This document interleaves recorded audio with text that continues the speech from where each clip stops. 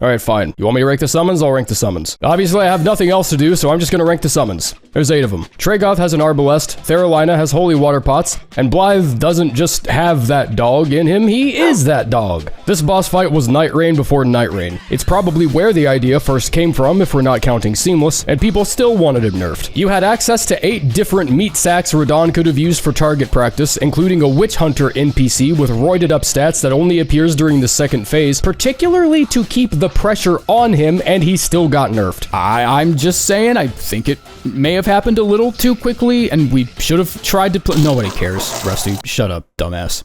Bitch. Alright, so let's talk test results. You're seeing the 5 best efforts from each of them judged by how much HP they shaved off of his health bar while adjusting my own playstyle to accommodate for the role of any given NPC. So, if I was testing a tank, like Alexander, I would try everything I could to keep aggro off of me and draw focus solely towards him. If I was testing a squishy NPC like Therolina, I was up in the weeds, running as much interference as I possibly could, even taking hits from time to time just to make sure she was doing her job. Christmas might still be almost a month away, but for this one guy here, it's right the fuck now, so let's go. Number 8. Patches. I think I'm gonna be impressed by what little Patches contributes to this fight for the rest of time. Because yes, he disappears after maybe the first 10 seconds into the boss fight, but I don't think you're ready for just how deep enough this cowardice runs in his veins. He's got the bitch bug and he's got it bad. Even after I spared him too, he can't even show me the respect I deserve by at least staying in the fight long enough to take a hit, but then I try turning on an invisibility cheat only to find out he just gave so little of a shit about his presence he decided he didn't need to do anything about him. The same way some of us IRL would look at a fucking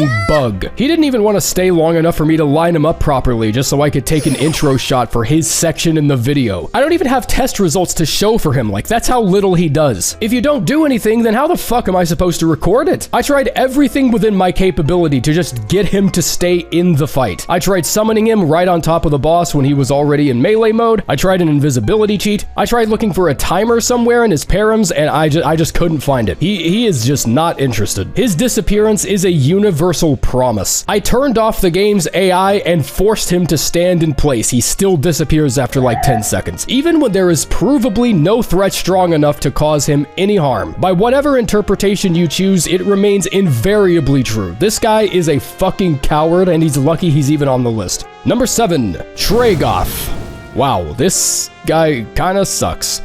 And he begins to find... Don't you wave at me, bitch. No, you fucking suck. You don't get to emote. Get your hand back on that hammer. I think the Elden Old Navy may have picked the wrong size for you, bud, because that armor's a little too big for someone with barely 1,000 HP. What is it with the 2 heftiest armor sets in this lineup here just flat out refusing the battle position they're literally dressed for? Lionel wants to stand back and throw skulls at shit, and Tragoth uses that fucking Arbalest so much it's making me think that bull goat armor is secretly made of wax and milk. His defenses really aren't that great, and the armor honestly doesn't really help with that. And whatever his poise modifiers are must not be that great either, because he's still getting whacked across the green like Greg goddamn Norman from the back 9, and that's with the bull goat armor. His mobility is noticeably lacking due to the weapon he brought to the fight, so a lot of his swings just end up missing because the speed of Radahn repositioning himself to dig his underwear out of his ass or something outpaces the swing animation on a colossal weapon. He will occasionally throw out a ground slam, which actually does some decent damage, but with how conservatively he throws it out, you'd think he's saving all his FP for FromSoft's next fucking game. I know you have an infinite resource of this stuff, brother. I can see it in the params. It's right here. Number 6, Alexander.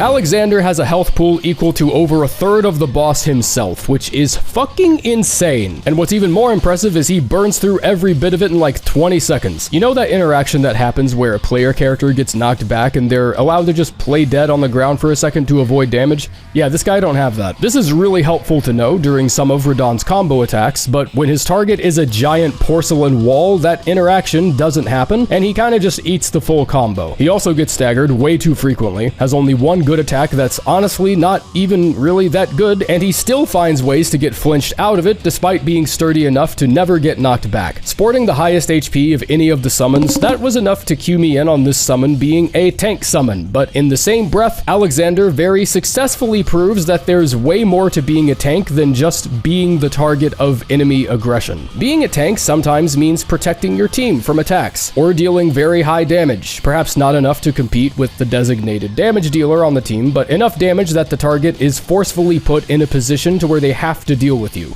Alexander does none of this. His DPS is actually the lowest of any summon, and he's so prone to eating damage that his inflated HP doesn't exactly read like a decision to make him sturdier. It reads more like someone in the playtesting stage went, oh fuck, he's already dead, and someone else decided more health was just the solution to that. Number 5, Okina. Being the only summon capable of inflicting status, well, one of two, I guess, means you're gonna get some massively inconsistent results with this guy if you don't also have a bleed weapon, or a means of inflicting bleed to Radahn in some capacity. I saw his health pool and expected him to be sturdy enough to outlive most of his competition, but then I remember what I saw when testing Alexander and just thought, nope, he's gonna catch one combo and then take a bow and disappear forever, and then that's exactly what happened. Okina's damage ceiling is so far above everyone else's just because of his ability to proc status, but he needs an entire babysitting service watching after his ass, because if he eats more than a couple stray attacks, he will be the first one on the team to die, no matter what. Without any sort of protection, you can almost guarantee he won't hand out enough status to proc it by himself, but if he can so much as proc bleed a single time, he has done his job as a summon. Look at his test results. In which one of these fights do you think he was able to make that happen?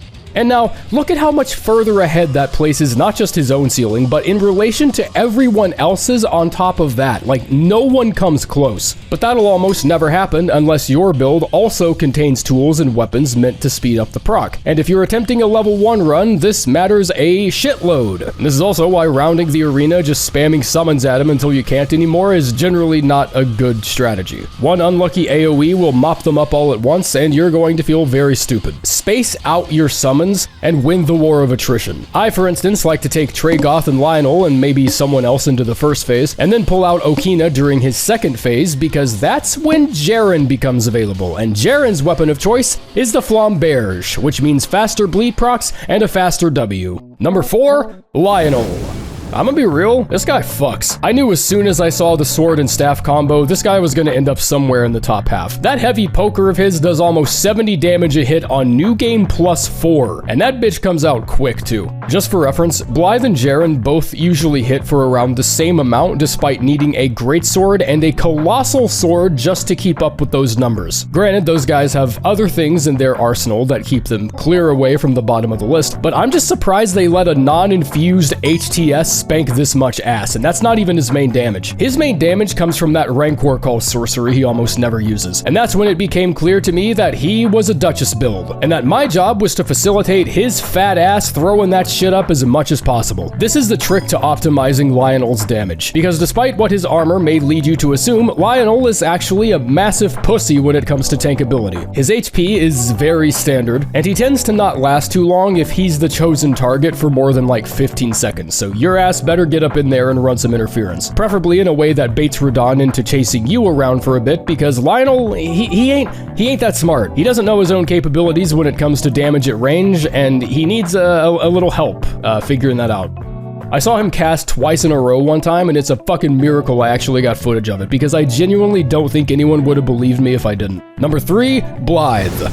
I think the role Blaidd has in this fight gets a little hazy. His survivability is easily up there with Jerren and Alexander, on top of him being the fastest NPC summon you have available, and when you've defeated the boss, he'll almost always be there crossing the finish line with you. But something unexpected came up during testing when his performance was more isolated. Something I'm not sure how to properly divulge without pissing off at least a few of you. His damage, sucks. It doesn't suck, like it's not Tragoth or Alexander damage or anything, like it's decent enough on its own, but his tankiness is probably the best of them all, since he has the HP and defense to take plenty of hits, while also having unique non-player movement animations, allowing him to run way faster and keep up with Radahn's speed way more comfortably than most, and that's in addition to having his own Crimson Flask. But I mean, look at the damage he returned when testing. It looks good enough when it's just bars on a screen, but having such a high survivability means he was on field for quite a while, longer than any other summon I tested.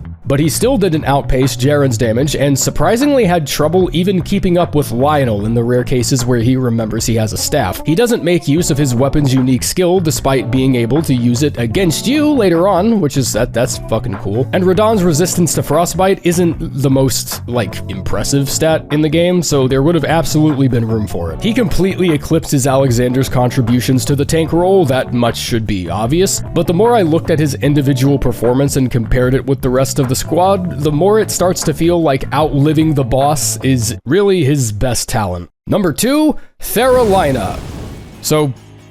Okay, so I don't know what the hell happened here. Maybe I was linebackering too hard and didn't notice until later, but Therolina is the only healer on the team, so I had to adjust accordingly to make testing consistent. Did this NPC get a buff while I was vacationing or something? Like, what happened with this character? Every time I've ever used her as a Spirit Ash, she either goes off and sends her strongest healing spell up a boulder's ass, or she fights with the aggression of a coke addict in Greater Ontario and gets herself two-tapped because a pair of tree leaves fell on her head. I don't know what changed, but when I'm up against Radahn, this bitch fights like she found a will to live. She doesn't heal when I'm at full health. She can actually take more than a couple hits, albeit not that much more. Those holy water pots fucking hurt, and she will actually prioritize them over using a healing spell if there's no one in need of support, at least from what I was able to observe during testing. This is not the same woman I talked about 2 years ago. It just, no. So she got replaced by somebody. Some undocumented patch must have snuck its way in and gave her a bachelor's degree in getting shit done. She will run to my ass from off screen and then go for a heal, and I have never seen that happen. She saw me take damage from Radahn's 6-hit combo, repositioned herself, and then waited till the end of the fucking combo before healing. Who is this woman?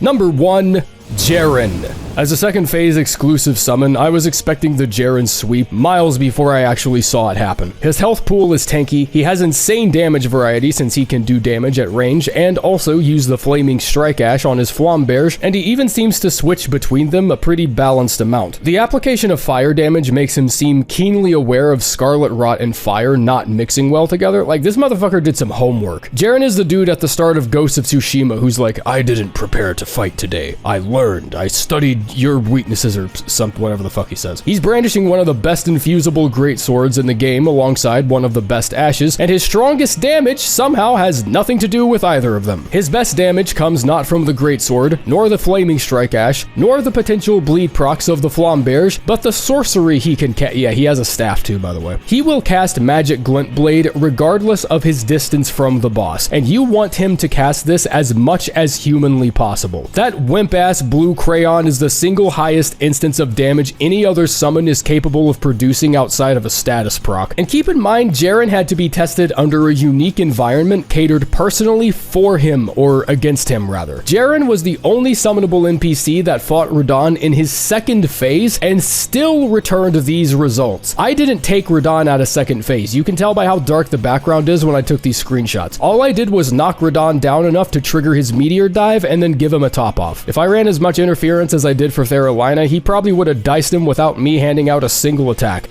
This is Jerren's game, we just be written it for the week.